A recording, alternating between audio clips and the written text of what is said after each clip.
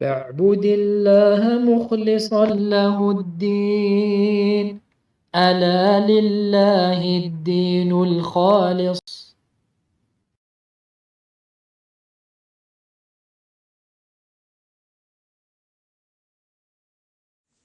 بسم الله الرحمن الرحيم. الحمد لله رب العالمين، والعاقبة للمتقين، ولا عدوان إلا على الظالمين.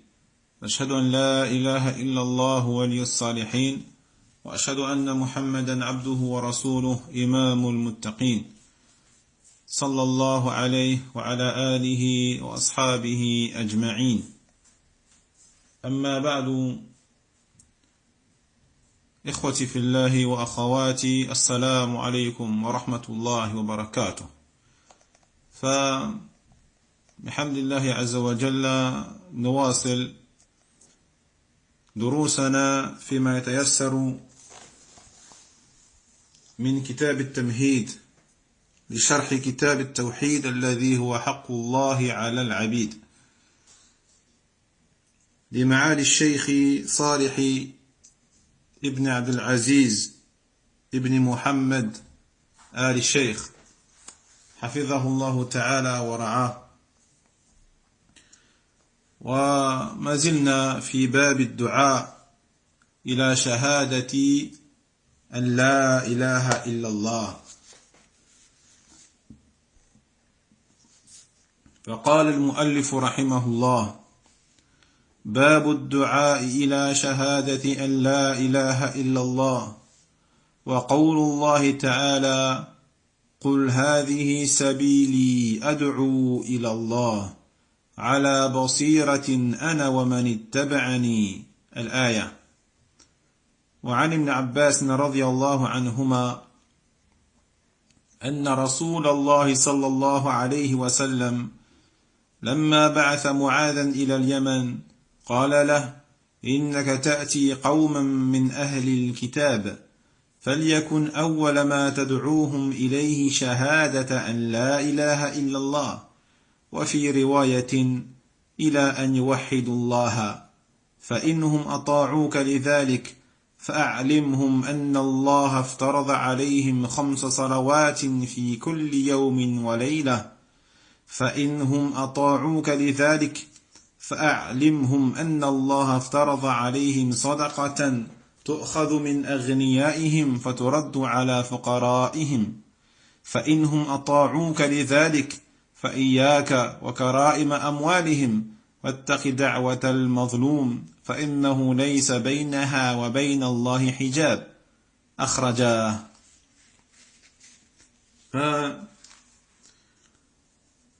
قال الشيخ صالح حفظه الله تعالى: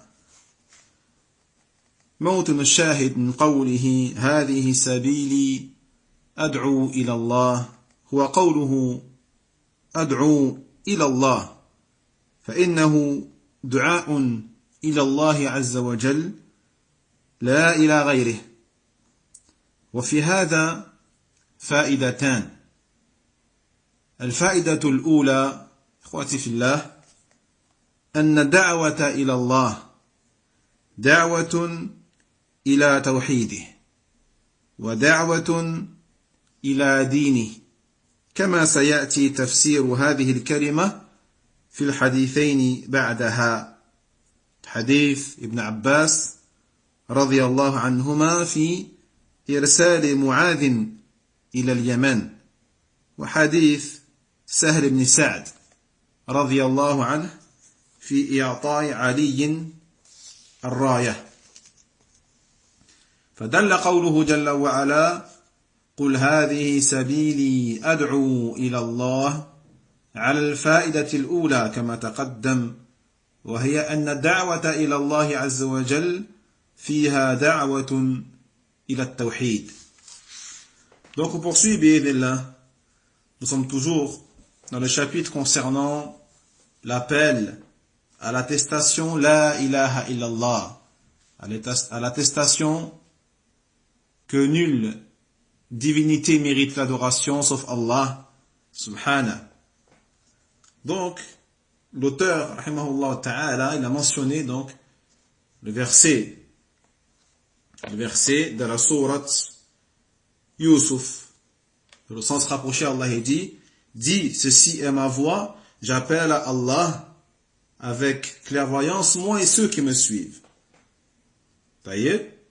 Donc ici, le foyer, dans le verset, le foyer de ce qui va appuyer et étayer ce chapitre, qui est le chapitre de l'appel à l'attestation La ilaha illallah, c'est la parole d'Allah, Ad'u ilallah, j'appelle à Allah. J'appelle à Allah. Donc c'est une invitation, un appel. À qui? À Allah subhanahu wa ta'ala. Il n'y a personne d'autre.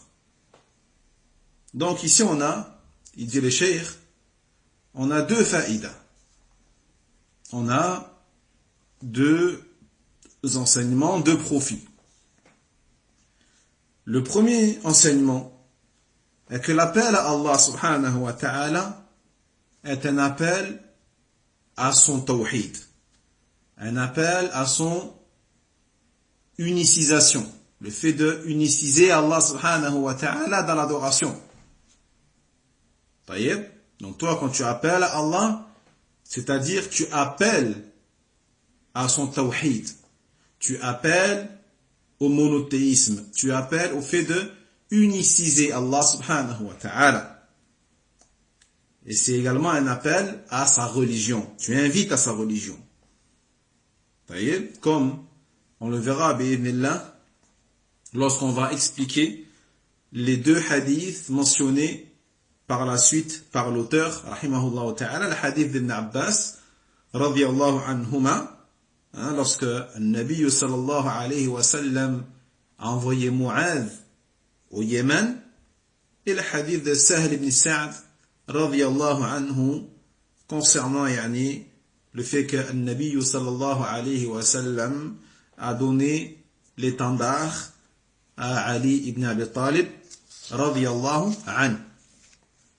Donc, la parole d'Allah subhanahu wa ta'ala, lorsqu'il dit, ceci est ma voix, j'appelle à Allah, indique cette faïda, nous indique cette faïda-là, comme on l'a vu, donc, qui est que l'appel, l'invitation se fait à Allah. On appelle les gens à Allah, il n'y a personne d'autre. On n'appelle pas les gens à nos personnes, on n'appelle pas les gens à une mosquée particulière, on n'appelle pas les gens à un savant particulier, on appelle les gens à Allah subhanahu wa ta'ala. Donc il y a ici la da'wa, l'invitation, l'appel au monothéisme, l'appel à l'unicisation d'Allah subhanahu wa ta'ala dans tout ce qui lui est propre et spécifique. فالفائدة الثانية التنبيه على الإخلاص، وهذا يحتاج إليه من أراد الدعاء إلى شهادة أن لا إله إلا الله والدعاء إلى الإسلام يعني أن الداعية إلى الإسلام يحتاج إلى أن يكون مخلصا في ذلك. ولهذا قال الشيخ رحمه الله في مسائل هذا الباب في قوله إلى الله التنبيه على الإخلاص، لأن كثيرا من الناس لو دعا إلى الحق فهو يدعو إلى نفسه. Et la deuxième faïda, le deuxième profit tiré de ce verset-là, eh bien, c'est la sensibilisation vis-à-vis de l'ikhlas, de la sincérité absolue. Cela parce que celui qui appelle à l'attestation La ilaha illallah, celui qui appelle à l'islam, il a besoin de le faire avec sincérité, avec ikhlas, avec sincérité absolue pour Allah subhanahu. Donc le prêcheur, le prédicateur à l'islam, il a besoin de ça. Il a besoin de faire cela en étant mukhlis, c'est-à-dire sincèrement voué pour Allah subhanahu wa ta'ala. C'est pour ça que l'auteur, rahimahullah ta'ala, lorsqu'on va voir, insha'Allah ta'ala, les masail, les points importants à retenir de ce chapitre, il a dit au sujet de la parole d'Allah, ilallah, à Allah, ici il dit c'est une sensibilisation vis-à-vis de l'ikhlas, par rapport à l'ikhlas, la sincérité absolue pour Allah subhanahu wa ta'ala. Pour quelle raison? Car beaucoup de gens, même s'ils appellent à la vérité, même s'ils appellent au tawhid, même s'ils appellent à l'adoration d'Allah tabarak wa ta'ala seul et sans associé, même s'ils appellent à la voix de Ahli Sunnati wal Jama'a, même s'ils défendent la vérité, ils rejettent le faux, font des mises en garde contre les gens du faux, il dit beaucoup d'entre eux appellent en vérité à eux-mêmes. Ils appellent en vérité à eux-mêmes. Nasallallahu al-afwa al-afiyah. On demande à Allah tabarak wa ta'ala l'absolution et la préservation. Wa qawlu fil ayah ala basiratin. Al-basira هي العلم وهي للقلب كالبصر للعين يبصر بها المعلومات والحقائق فكما أنك بالعين تبصر الأجرام والذوات فإنك ببصيرة القلب والعقل تدرك المعلومات والمعنى أنه دعا على علم وعلى يقين وعلى معرفة لم يدعو إلى الله على جهالة. Puis la parole d'Allah subhanahu dans le sens rapproché ala basiratin, avec clairvoyance. Donc al-basira, la clairvoyance, c'est-à-dire avec science. Et la science est pour le cœur ce qu'est la vision pour les yeux. La science est pour le cœur ce qu'est la vue ou la vision pour les yeux. Car avec cette science, avec cette clairvoyance, eh bien tu vas pouvoir voir et percevoir les connaissances et les réalités des choses. De la même façon que avec les yeux, eh bien tu arrives à voir et à visionner les corps et les êtres. Et donc ainsi, grâce à la clairvoyance du cœur et de l'intelligence, de la raison, tu arrives à percevoir les connaissances. Donc ici, le sens de cette parole-là, ala basira, avec clairvoyance, c'est-à-dire que la personne doit appeler avec science, avec certitude, avec connaissance, savoir. Elle n'appelle pas à Allah subhanahu wa ta'ala avec ignorance, comme le font certaines sectes, telles que Jama'at al-Tabligh, telles que les Tabligh, telles que les Soufis, ou autres. وقوله تعالى أنا ومن اتبعني يعني أدعو أنا إلى الله وكذلك من اتبعني ممن أجاب دعوتي فإنهم يدعون إلى الله أيضا على بصيرة وهذا أيضا من مناسبة إيراد الآية تحت هذا الباب لأن أتباع النبي صلى الله عليه وسلم يدعون إلى الله جل وعلا. Puis la parole d'Allah subhanahu, dans le sens rapproché, moi et ceux qui me suivent. C'est-à-dire, j'appelle à Allah. Moi, j'appelle à Allah, mais aussi ceux qui me suivent, parmi ceux qui ont répondu à mon appel. On appelle tous à Allah subhanahu wa ta'ala. Ils appellent à Allah également avec clairvoyance. Comme le prophète sallallahu alayhi wa sallam a appelé avec clairvoyance, avec science. Et donc ça également fait partie des liens, des rapports entre ce chapitre et ce verset-là. Car les suiveurs du prophète sallallahu alayhi wa sallam, ils appellent Allah tabarak wa ta'ala. Et le chapitre, c'est le chapitre concernant l'appel à l'attestation La ilaha illallah. Donc tous ceux qui suivent, qui prétendent suivre la voie du prophète Muhammadin sallallahu alayhi wa sallam, se doivent d'appeler à Allah tabarak wa ta'ala. فالمتبعون للرسول صلى الله عليه وسلم الموحدون لله تبارك وتعالى لا بد لهم من الدعوة إلى الله بل هذه صفته صلى الله عليه وسلم وصفتهم التي أمر الله نبيه أن يخبر عنها فقال قل يعني قل يا محمد هذه سبيلي أدعو إلى الله على بصيرة أنا ومن اتبعني فهذه إذن خصلة أتباع الأنبياء عليهم الصلاة والسلام الذين لم يخافوا من الشرك فحسب ولم يعلموا التوحيد ويعملوا به فحسب بل دعوا إلى ذلك وهذا أمر حتمي ولازم لأن من عرف عظم حق الله جل وعلا فإنه يغار على حق الرب سبحانه وتعالى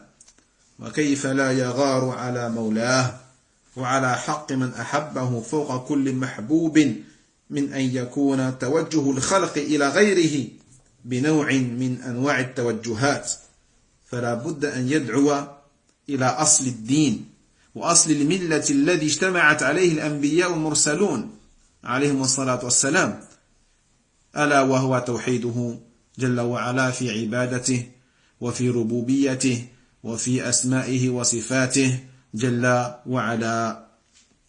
Donc ceux qui suivent le messager alayhi salatu wassalam, les monothéistes, ceux qui unicisent Allah subhanahu wa ta'ala, il est impératif pour eux d'appeler à Allah. En fait, ceci est la qualité du prophète sallallahu alayhi wa sallam. L'attribut du prophète et l'attribut de ces gens-là qui appellent à Allah subhanahu wa ta'ala. Un attribut qu'Allah subhanahu wa ta'ala a ordonné à son prophète de le déclarer en disant Qul, dis, c'est-à-dire dis ya Muhammad, dis Muhammad. Hadihi sabili, ceci est mon chemin. J'appelle à Allah avec clairvoyance, moi et ceux qui me suivent. Donc par conséquent, ceci est la qualité de ceux qui suivent, qui ont emprunté le chemin des prophètes. Le chemin des prophètes. Alayhimus salatu wassalam.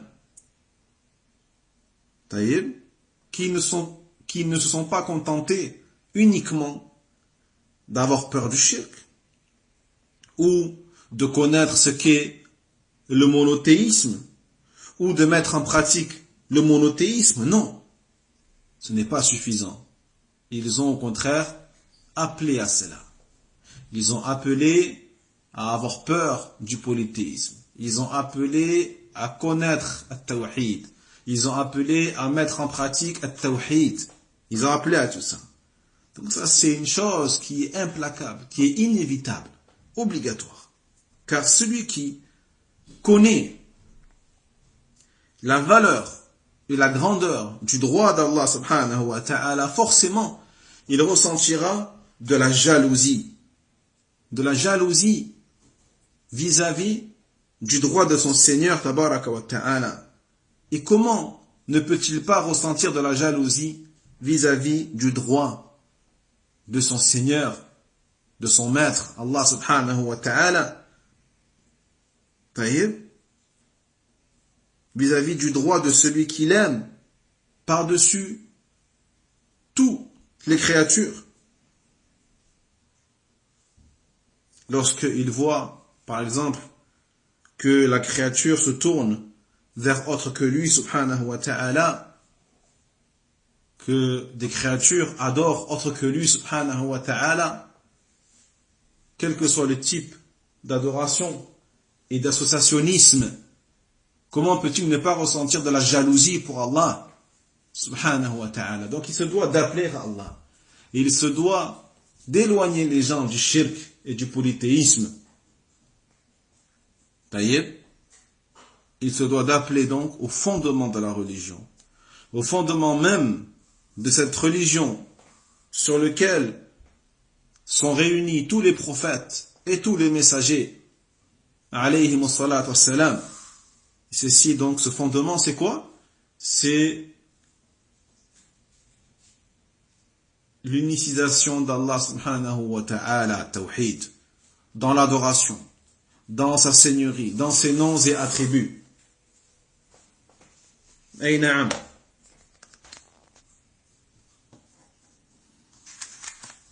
قال العلامة ابن القيم رحمه الله تعالى في معنى قوله ادعو إلى الله أو ادعو إلى سبيل ربك بالحكمة والموعظة الحسنة وجادلهم بالتي هي أحسن. الآية.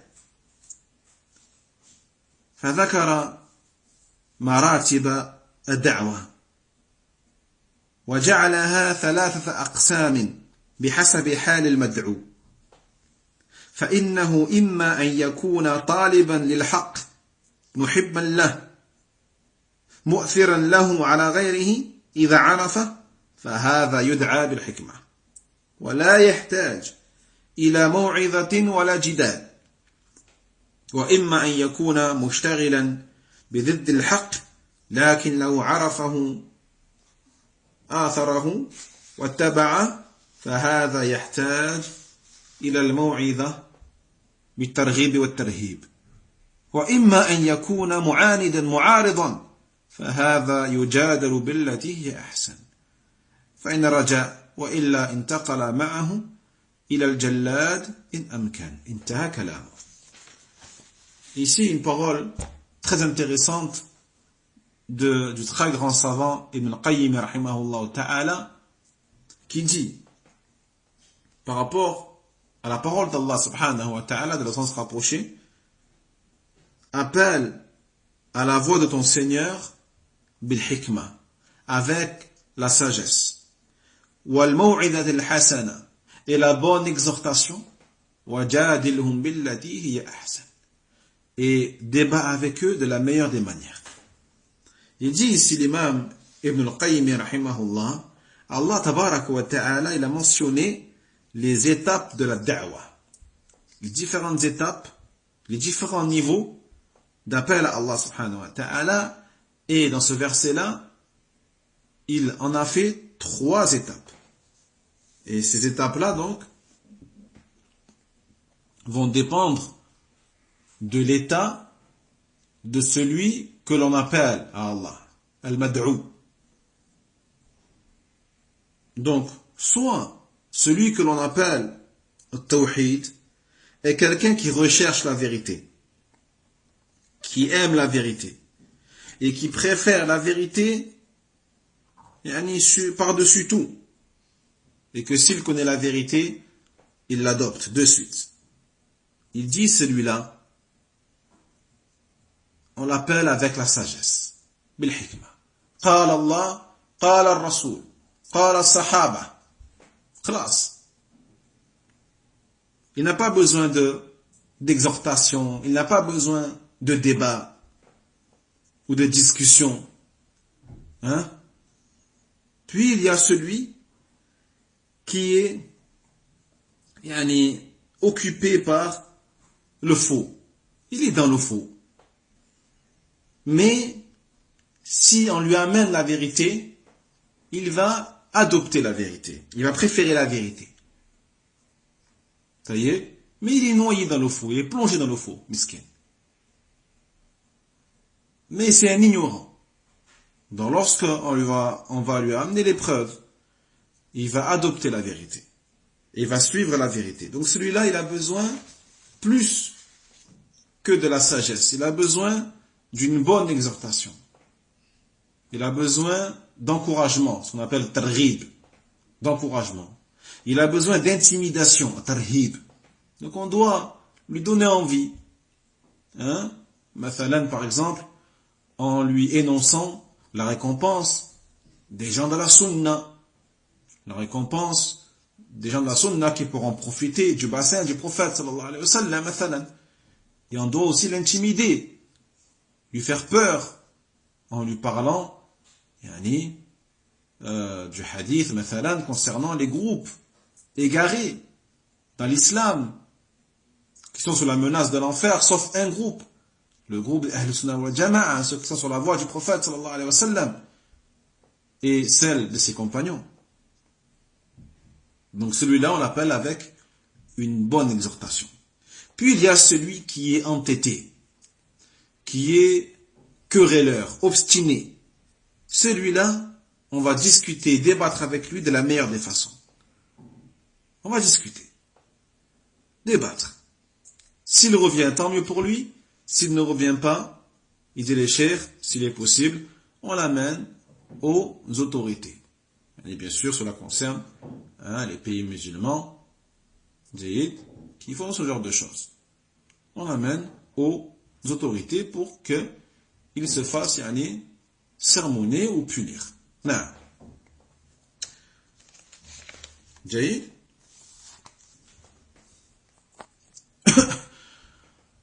ثم ساق الإمام رحمه الله تعالى حديث ابن عباس رضي الله عنهما أن رسول الله صلى الله عليه وسلم لما بعث معاذا إلى اليمن قال له إنك تأتي قوما من أهل الكتاب فليكن أول ما تدعوهم إليه شهادة أن لا إله إلا الله وفي رواية إلى أن يوحد الله. هذا موطن الشاهد، وهو أن النبي صلى الله عليه وسلم أمر معاذا أن يكون أول ما يدعو إليه هو شهادة أن لا إله إلا الله. وفسرتها الرواية الأخرى للبخاري في كتاب التوحيد من صحيحه، وهي بلفظ إلى أن يوحد الله سبحانه. فالدعوة إلى شهادة لا إله إلا الله مأمور بها، وهي الدعوة إلى التوحيد. فالنبي عليه الصلاة والسلام أمر معاذا أن يدعو أهل اليمن، وكانوا من أهل الكتاب المتعبدين بالتوراة والإنجيل، فبعضهم كان من اليهود وبعضهم من النصارى، أما المشركون فيهم فهم قليل، وأكثرهم كان على إحدى الملتين. Puis l'auteur, l'imam Muhammad ibn Abdel Wahhab rahimahullah ta'ala, va après cela mentionner un hadith rapporté par Ibn Abbas radiyallahu anhuma, qui a dit que le messager d'Allah sallallahu alayhi wa sallam a envoyé, lorsqu'il a envoyé Mu'adh au Yémen, il lui a dit: tu te diriges vers des gens parmi les gens du livre. Donc, il faut que l'appel à l'attestation La ilaha illallah soit la première chose à laquelle tu vas les appeler. Il lui a dit, il faut que l'attestation ou l'appel à l'attestation La ilaha illallah soit la première chose à laquelle tu vas les appeler. Et dans une autre version, il a dit, il faut que l'appel à ce qu'il unicise Allah subhanahu wa ta'ala soit la première chose à laquelle tu vas les appeler. Donc ça c'est ce passage du hadith, c'est ce qui est lié directement au chapitre, qui est que le Nabi sallallahu alayhi wa sallam, il a ordonné Mu'adh de faire en sorte à ce que la première chose à laquelle il appelle, c'est l'attestation La ilaha illallah. Et cette parole-là, que tu les appelles à l'attestation La ilaha illallah, qu'est-ce que ça veut dire? Eh bien, elle est expliquée par l'autre version de l'imam al-Bukhari, qu'il a rapporté dans son Sahih, dans le chapitre du Tawhid, qui est Ila an yuwahhid Allah, que tu les appelles à uniciser Allah subhanahu wa ta'ala. Donc l'appel à l'attestation La ilaha illallah est une chose qui est ordonnée. Et c'est l'appel au Tawhid. Qu'est-ce que ça veut dire que appeler à l'attestation La ilaha illallah? Est-ce que c'est juste le fait de prononcer une simple parole? Là, c'est le fait d'appeler les gens au Tawhid, d'appeler les gens à uniciser Allah subhanahu wa ta'ala dans ce qui lui est propre, l'adoration, la seigneurie, les noms et attributs d'Allah subhanahu. Donc le prophète sallallahu alayhi wa sallam, il a ordonné à Mu'adh d'appeler les gens du Yémen, dont la majorité était parmi les gens du livre, donc qui adoraient avec le Taurat et l'Injil, ces deux livres. Donc certains parmi eux étaient des juifs, et certains parmi eux étaient des Nasara, des chrétiens. Quant aux gens qui n'étaient ni chrétiens, ni juifs, parmi les polythéistes, les autres, eh bien ils étaient peu, parmi les gens du Yémen qui adoraient les idoles, comme le faisait d'ailleurs la tribu de Quraysh, les Arabes, à Mecca ou autre. Mais ils étaient beaucoup moins nombreux que les juifs et les chrétiens au Yémen. Donc la majorité d'entre eux étaient dans l'une de ces deux religions. Now.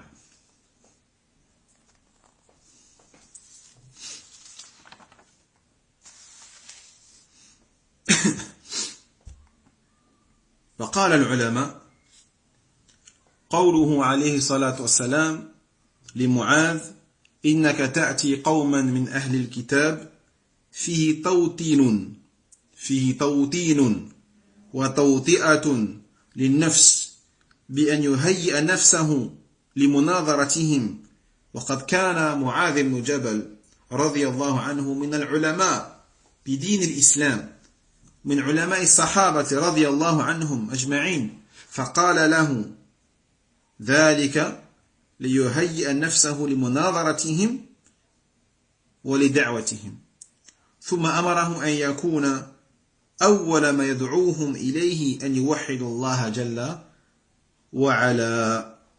Donc les ulama ils disent que la parole du prophète alayhi salatu wassalam à Mu'adh, tu te diriges vers des gens parmi les gens du livre.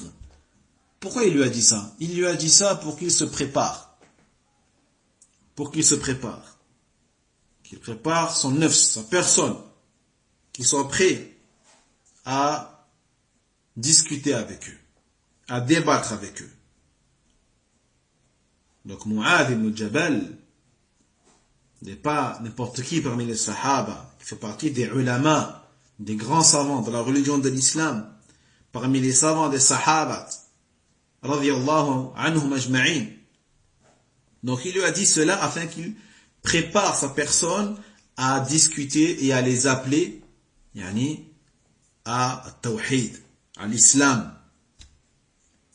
Puis il lui a ordonné donc que de faire en sorte à ce que la première chose à laquelle il les appelle soit qu'ils unicisent Allah subhanahu wa ta'ala.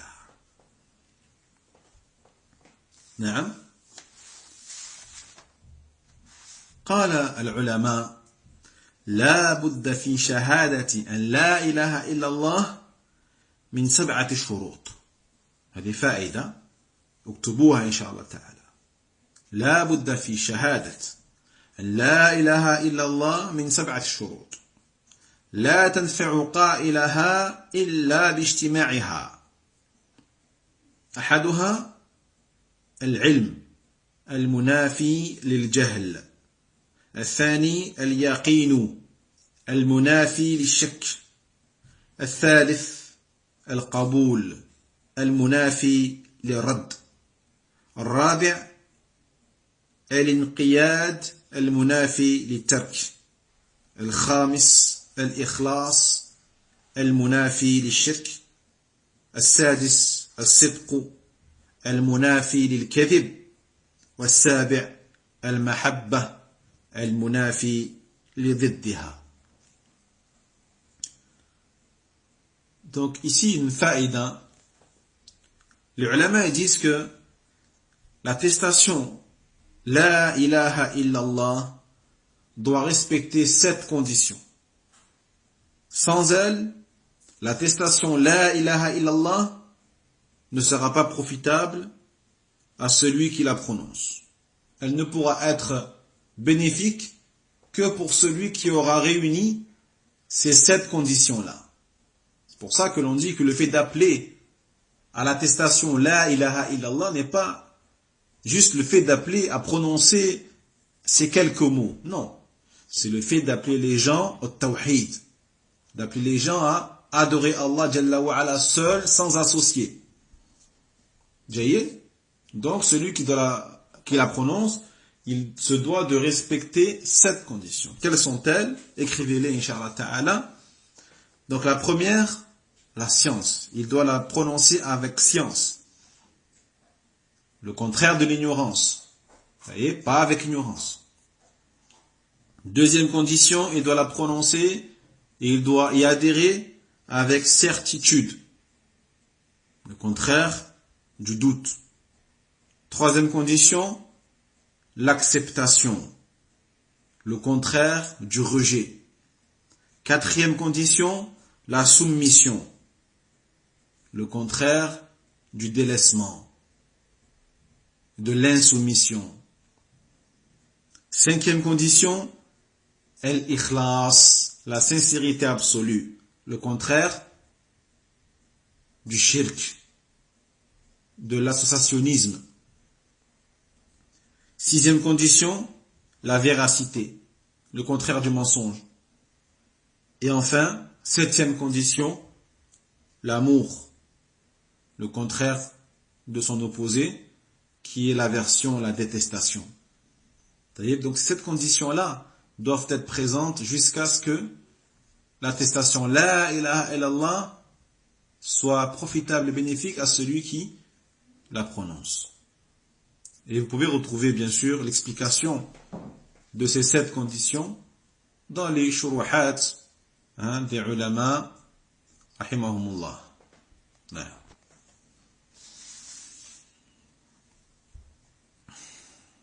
ثم قال الشيخ الصالح حفظه الله وفي إعراب قوله فليكن أول ما تدعوهم إليه شهادة أن لا إله إلا الله وجهان.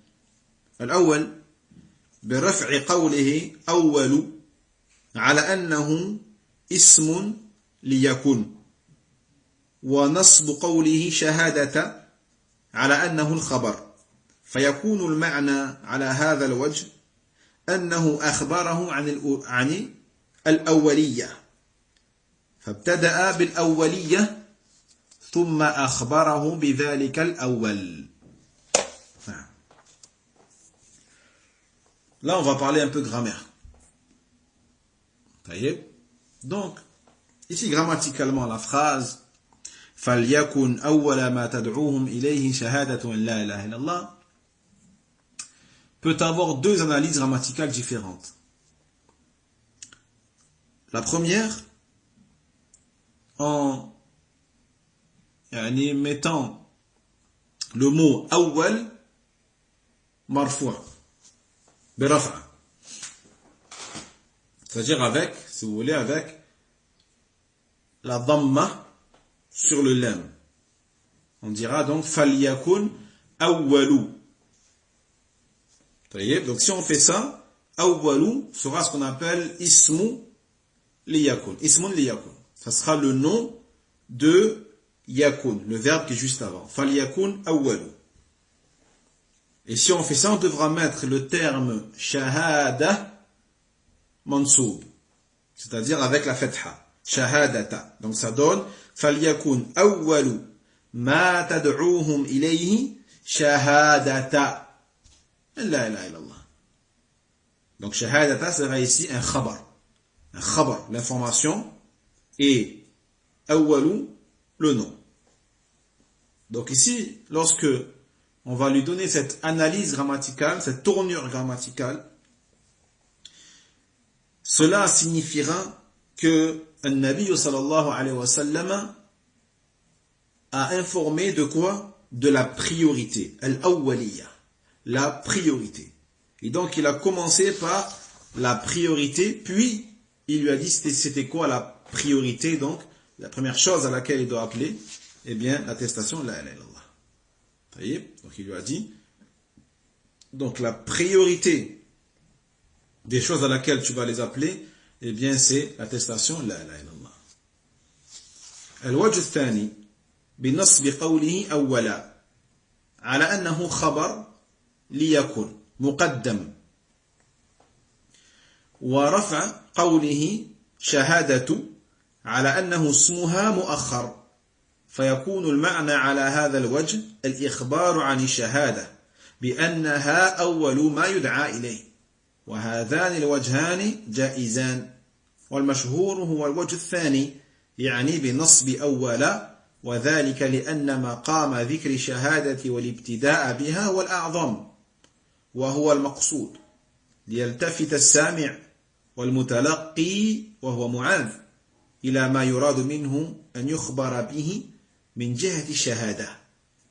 فموطن الشاهد من هذا الحديث ومناسبة إيراده في الباب هو ذكر أن التوحيد هو أول ما يدعى إليه، وهو شهادة أن لا إله إلا الله.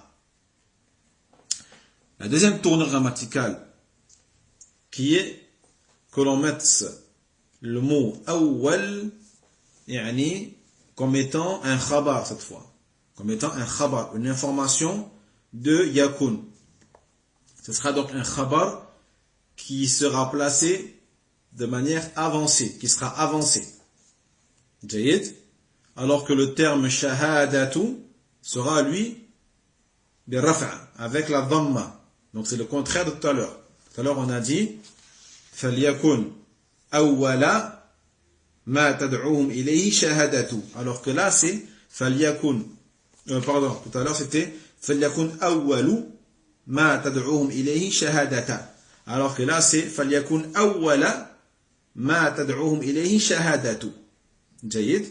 Donc là, dans la deuxième analyse grammaticale, awwala sera un khabar, alors que shahadatu sera lui un ism, un nom qui sera donc retardé. Jayid. Donc le sens de cette tournure grammaticale est bien que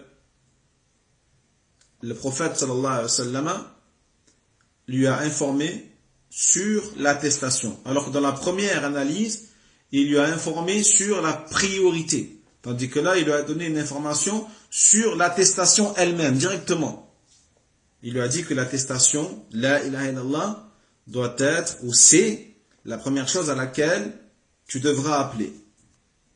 Donc les deux analyses, les deux tournures grammaticales sont permises, les deux sont justes, alhamdoulilah. Mais ce qui est le plus connu, eh bien c'est la deuxième tournure, c'est-à-dire فَلْيَكُنْ أَوَّلَ مَا تَدْعُوهُمْ إِلَيْهِ شَهَادَةُ لَا إِلَهَ إِلَّا اللَّهِ. Pourquoi? Parce que pour mettre en valeur la shahada, l'attestation, hein, donc le fait de commencer par elle, le fait de commencer par comment dire, par le fait de mettre en avant l'attestation la ilaha illallah, bien sûr, c'est mieux, hein, et c'est plus important et meilleur. Parce que c'est cela qui est visé par le prophète sallallahu alayhi wa sallam. L'attention est de dire que l'attestation, cette attestation-là, à tawhid, avec ses conditions, est la première chose à laquelle on doit appeler.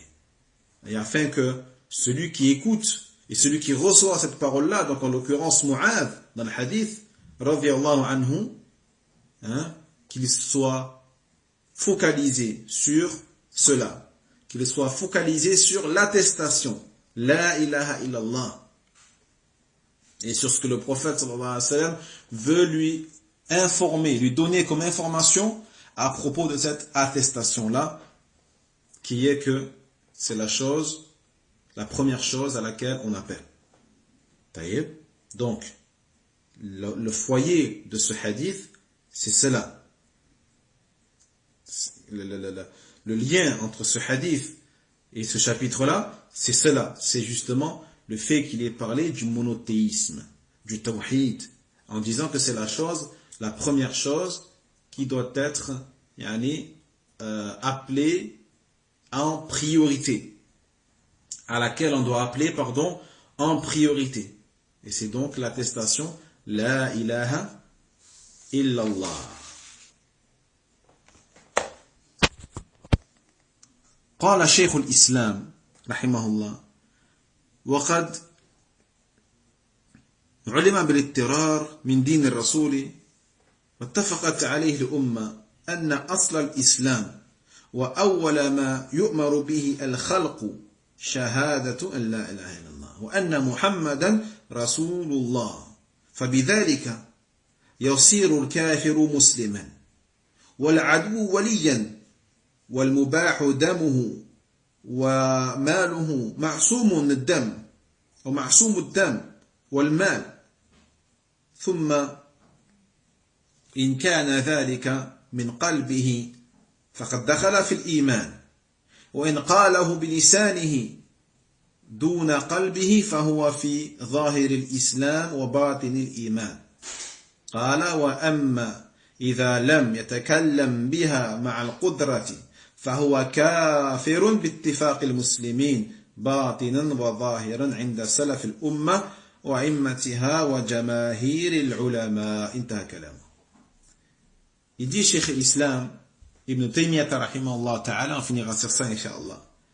Il dit, il est connu nécessairement de la religion du messager, et c'est une chose sur laquelle la communauté est unanime, le fait que la base de l'islam, le fondement même de l'islam, est la chose à laquelle la créature doit être appelée en premier, et qui est l'attestation La ilaha illallah, et que Muhammad est son messager d'Allah, est son messager sallallahu alayhi wa sallam.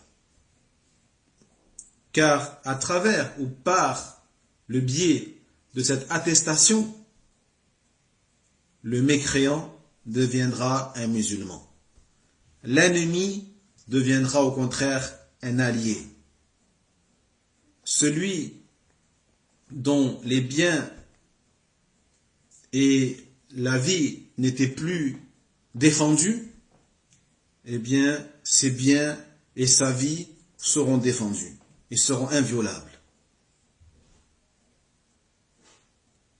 Ça y est? On parle bien sûr en temps de guerre. Puis, celui dont l'attestation La ilaha illallah et Muhammad Rasulullah sallallahu alayhi wa sallam s'est introduit dans son cœur, eh bien il sera entré dans la sphère de la foi, de l'iman. Mais s'il le prononce avec la langue, il dit avec sa langue La ilaha illallah Muhammadun Rasulullah, mais sans y croire avec son cœur, il sera musulman de manière apparente. Ça y est. Mais il n'aura pas la foi véritable dans son fort intérieur. De la même manière que les hypocrites. Les hypocrites qui disent La ilaha illallah, mais au fond d'eux cachent la mécréance. Jayyid. Puis il dit, quant à celui qui ne l'a pas prononcé alors qu'il est capable de la prononcer, c'est un mécréant.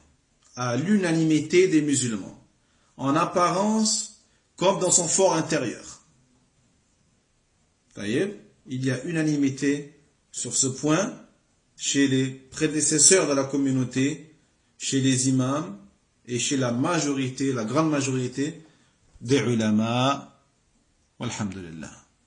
فنكتفي بهذا إن شاء الله والعلم عند الله وآخر دعوانا أن الحمد لله رب العالمين وصلى الله على نبينا محمد وعلى آله وأصحابه أجمعين وسلم تسليما بارك الله فيكم السلام عليكم ورحمة الله وبركاته. وينجي الله الذين اتقوا بمفازتهم لا يمسهم السوء ولا هم يحزنون.